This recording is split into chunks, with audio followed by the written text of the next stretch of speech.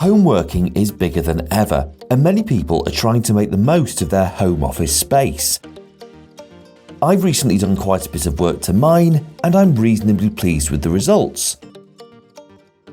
There is one thing though that's bothering me, and in this video I'm going to put that right.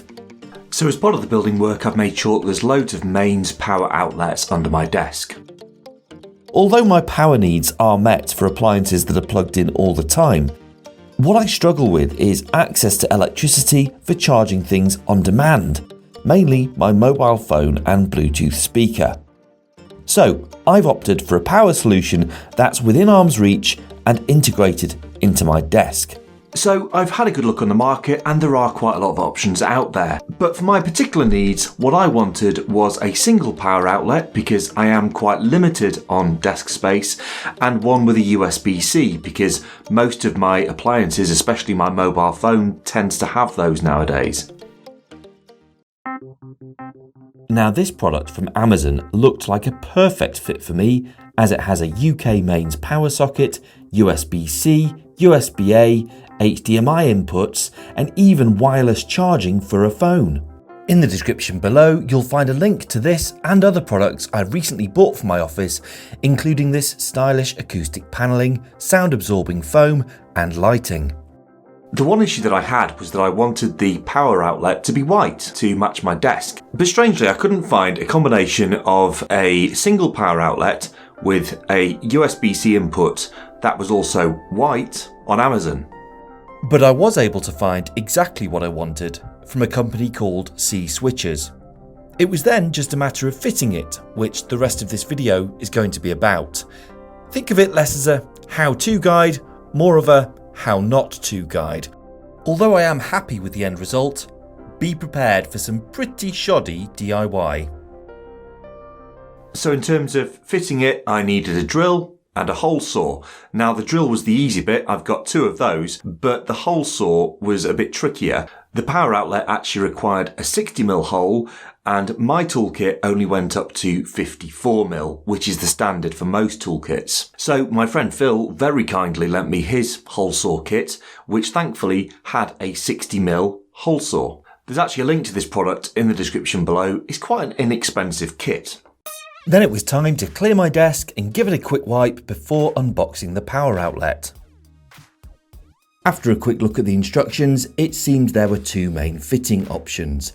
The power outlet could either be slightly elevated to allow additional cables to pass through, or fitted lower to be plush with the desk. I opted for the second option, so removed all the surplus bits of plastic. Then I did a quick visual sense check to make sure the hole saw was the right size for the power outlet. The filing cabinet determined where I fitted the unit, so I measured up to make sure the bottom half would stay clear of obstruction. Before any drilling started, I taped some newspaper and laid down a dust sheet to contain the sawdust. Next, I set up the hole saw, incorrectly as it turns out, and I paid for this later. The last step before drilling was to mark out the centre for a pilot hole. Finally, it was time to engage the power tool, and with the pilot's hole made, I did a quick check of my measurements before the point of no return.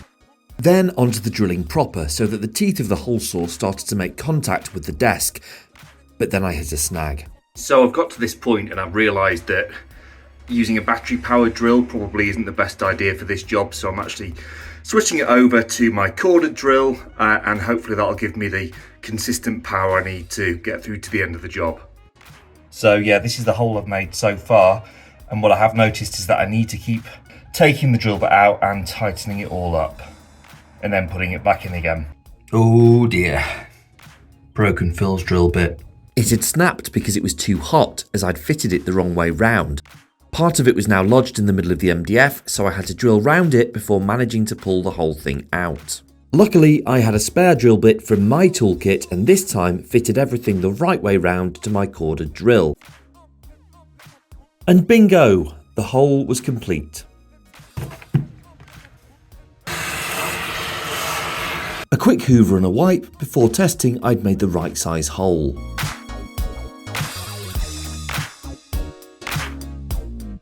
That was a moment of huge relief.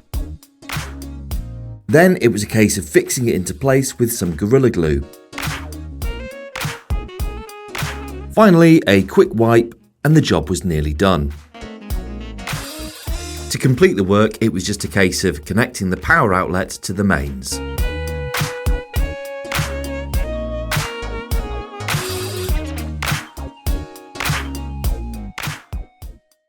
So, I am happy with the end result. I hope this video has been useful to you. You'll be glad to know that I did buy my friend a new Holesaw kit to replace the one I broke. And I would advise you as a take-home message, just be careful that you're attaching the drill bits in the correct manner when you're doing a job like this. And make sure that you measure up so that you're really happy with the end result. Because once you've made that hole, there ain't no going back. And I'll see you in the next one.